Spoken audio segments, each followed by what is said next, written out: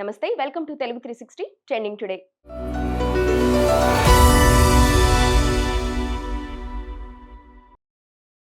ఉపరాష్ట్రపతి ఎన్నికల్లో ఓటు వేసేందుకు మధ్యంతర బెయిల్ ఇవ్వాలని మిథున్ రెడ్డి పెట్టుకున్న పిటిషన్ పై ఏసీబీ కోర్టు ఉత్తర్వులు జారీ చేసింది. ఆయనకు మధ్యంతర బెయిల్ ఇచ్చింది. 11వ తేదీన మళ్లీ కోర్టులో లొంగిపోవాలని ఆదేశాలు జారీ చేసింది. ఉపరాష్ట్రపతి ఎన్నికల్లో ఓటు వేసిన తర్వాత లొంగిపోవాలని సూచించింది. ఉపరాష్ట్రపతి ఎన్నికల పోలింగ్ 9వ తేదీన ఢిల్లీలో జరుగుతుంది. రాజంపేట నుంచి ఎంపీగా మిథున్ రెడ్డి ఉపరాష్ట్రపతి ఎన్నికల్లో ఓటు హక్కు వినియోగించుకోనున్నారు. తిరుమల శ్రీవారి భక్తులకు తిరుమల తిరుపతి దేవస్థానం ముఖ్యమైన విషయాన్ని తెలియజేసింది. చంద్రగ్రహణం కారణంగా రేపు శ్రీవారి ఆలయ ద్వారాలను దాదాపు 12 గంటల పాటు మూసివేయనున్నట్లు ప్రకటించింది. ఈ కారణంగా భక్తులకు దాదాపు 15 గంటల పాటు స్వామివారి దర్శన భాగ్యం ఉండదని స్పష్టం చేసింది. రాష్ట్రంలో యూరియా కొరత, రైతాంగ సమస్యలపై కూటమి ప్రభుత్వ వైఖరిని నిరసిస్తూ వైసీపీ ఆందోళనకు సిద్ధమైంది. అన్నదాత పోరు పేరిట ఈ నెల 9న రాష్ట్ర వ్యాప్తంగా అన్ని ఆర్డీఓ కార్యాలయాల ఎదుట శాంతియుత నిరసనలు చేపట్టనున్నట్లు ప్రకటించింది. ఖైరతాబాద్ బడా గణనాథులు గంగమ్మ ఒడికి చేరాడు. ట్యాంక్ బండ్ లో ప్రత్యేకంగా ఏర్పాటు చేసిన 4వ నంబర్ భారీ క్రేన్ వద్ద నిమజ్జనం పూర్తి చేశారు. గణపతి బప్పా మోరియా అంటూ భక్తులు 69 అడుగుల ఎత్తైన బడా గణేష్ కు వీడ్కోలు పలికారు. ట్యాంక్ బండ్ పరిసర ప్రాంతాలు లక్షలాది మంది భక్తులతో కిక్కిరిసిపోయింది.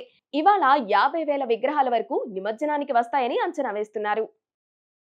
ప్రతి ఏటా ఎంతో ఆసక్తి రేకెత్తించే బాలాపూర్ గణేష్ లడ్డు వేలం ఈసారి కూడా కొత్త రికార్డు నెలకొల్పింది. తన పాత రికార్డును తానే బద్దలు కొడుతూ ఈ ఏడాది ఏకంగా 35 లక్షల భారీ ధర పలికింది. వినాయక చవితి ఉత్సవాల్లో ప్రత్యేక ఆకర్షణగా నిలిచే ఈ లడ్డు వేలం పాట ఉత్కంఠ భరితంగా సాగింది. ట్యాంక్ బండ్ పై నిమజ్జన ప్రక్రియను ఆకస్మికంగా పరిశీలించారు ముఖ్యమంత్రి రేవంత్ రెడ్డి. పరిమిత వాహనాలతో సాదా సీదాగా ట్యాంక్ బండ్ కు చేరుకున్న ఆయన నిమజ్జన ప్రక్రియను స్వయంగా పరిశీలించారు. ఎలాంటి ట్రాఫిక్ క్లియరెన్స్ లేకుండా సామాన్యుడిలా ఆకస్మికంగా నిమజ్జన ప్రక్రియను పరిశీలించారు. అమెరికా అధిక టారిఫ్ల వేళ భారత్ తాజాగా కీలక నిర్ణయం తీసుకుంది. ఈ నెలాఖరులో అమెరికాలో జరగనున్న ఐక్యరాజ్య సమితి 80వ జనరల్ అసెంబ్లీ సమావేశాలకు ప్రధానమంత్రి నరేంద్ర మోదీ హాజరు కావాల్సి ఉంది. అయితే ఈ సమావేశాలకు మోదీ హాజరు కావడం లేదని తెలిసింది. ఆయనకు బదులు విదేశాంగ శాఖ మంత్రి ఎస్ జయశంకర్ ఈ సమావేశాల్లో పాల్గొననున్నారు. అమెరికా అధ్యక్షుడు డొనాల్డ్ ట్రంప్ భారత్ ను మిత్రదేశమని మరోసారి వ్యాఖ్యానించారు. కొన్ని అంశాల్లో విభేదాలు ఉండొచ్చు కానీ ఆత్మీయులమని చెప్పుకొచ్చారు. దీనిపై ప్రధాని మోదీ కూడా ట్విట్టర్ లో స్పందించారు. 2 దేశాల మధ్య మంచి సంబంధాలు అవసరమన్నారు. ఇదే ట్రంప్ కొన్ని గంటల ముందు భారత్, రష్యా అమెరికాకు దూరమయ్యాయని ప్రకటించేశారు. దాంతో ఇక అమెరికా భారత్ మధ్య సంబంధాలు దాదాపుగా తెగిపోయాయని అనుకున్నారు. కానీ కాసేపటికే మాట మార్చేశారు.